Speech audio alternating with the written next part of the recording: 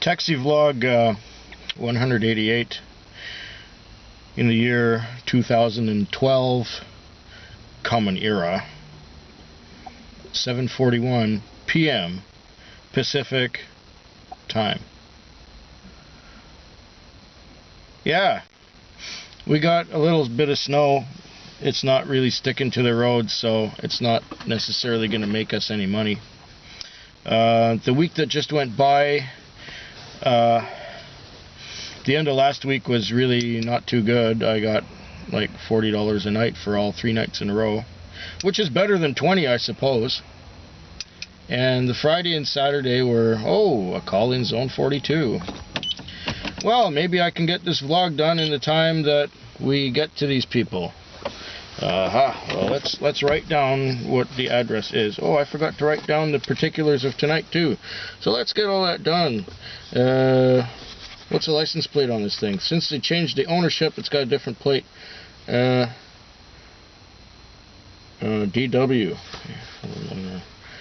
DW.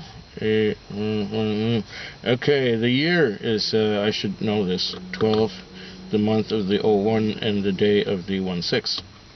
Yes, and my name is still Andy. Haha. Okay, now.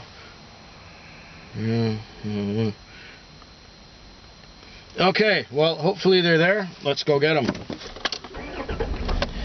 So, stuff was, Friday really didn't seem like anything special, but it was incrementally better than the Friday a week earlier, which is some progress, getting, closer to the second half of the month, which is usually better. January, the first 2 weeks are usually really crap, which they were. And then the Saturday night was also really pretty good. I did well. But it really wasn't happening for me for most of the night. And then during the busy time, what some would call the bar rush, it started to snow, and that was okay. I have no problem getting around in snow. But then I had a flat tire just after 2 o'clock. I think it was 2 o'clock. Anyway, yeah, I had a flat tire, and fortunately this vehicle was equipped with a spare, and it sort of hung underneath the tailgate, in front of the bumper in the back. So I had to get that spare out. Anyway, I removed the flat, and then I was trying to figure out how to get the spare to come down. Now I know that in my mother's van that was totaled a couple of years ago, and in Cindy's van there is a bolt that you turn with the tire iron, and I couldn't find it.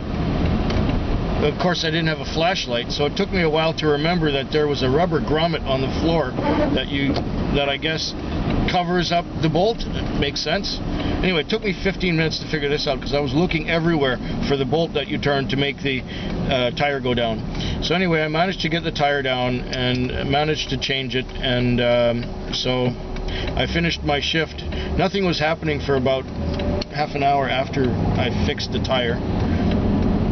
I had to wash up at a gas station, and then I was in the car for about half an hour sitting there doing nothing, and got a call that went up to the airport, so that was a good $50 right there. That was really good.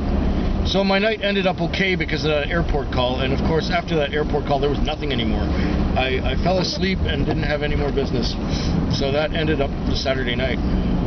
Last night, Sunday, was a little better than Sunday was a week ago. It was actually quite busy before midnight, which has been unheard of for quite a while, but I did well. And then at one point, I think it was just around 2 o'clock, I got these people in the car, and the guy gets in and says, we have to go to the hospital right away. She's hurt her face, and she's not feeling very well. Well, sure enough, we just went around the corner, and then she puked, and she got some on my computer, which was really bad. He managed to wipe the little bit of puke that got on my computer off of it, and I thought, okay, fine. Get her outside, let her finish her puking out there, and then we'll get rolling to the hospital. Anyway, she did a bit of puking out there. Then we drove to the hospital, and we were almost at the hospital, and she puked all over both of them and all over the interior of the car. And then the guy paid with Interac, or the guy said, "I'll be right back, I'll make it your while. Just have to get her into the hospital." I think I'm, oh yeah, 2741. Oh, a couple blocks down. Okay, so anyway,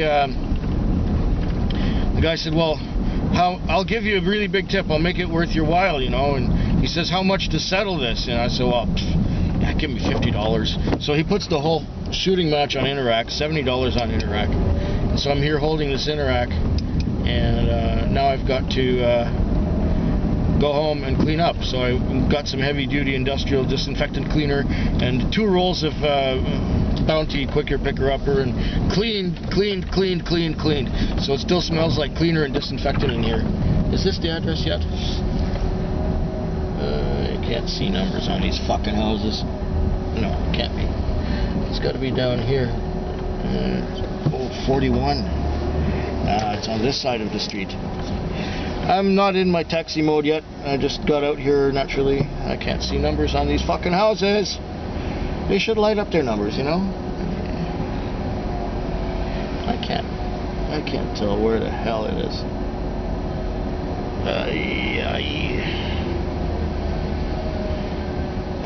None of these addresses are lit up.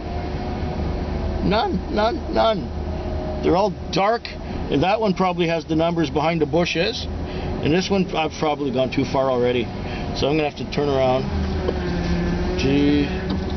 Oh, maybe I'm not too far off. 27. So it's about 3 or 4 houses down that way. Yeah, let me get turned around here and not hit any vehicles.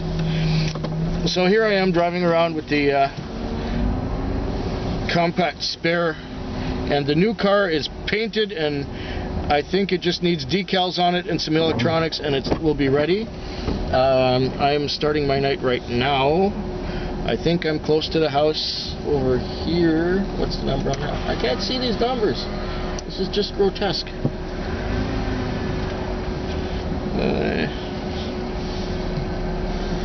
I think this could be it.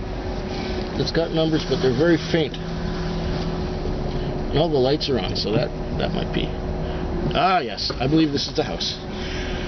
Good, great. Well, I gotta call these people and get them to come out, so I hope yours is better than mine, and I will give you an update next week about the end of this week or something like that. Good night.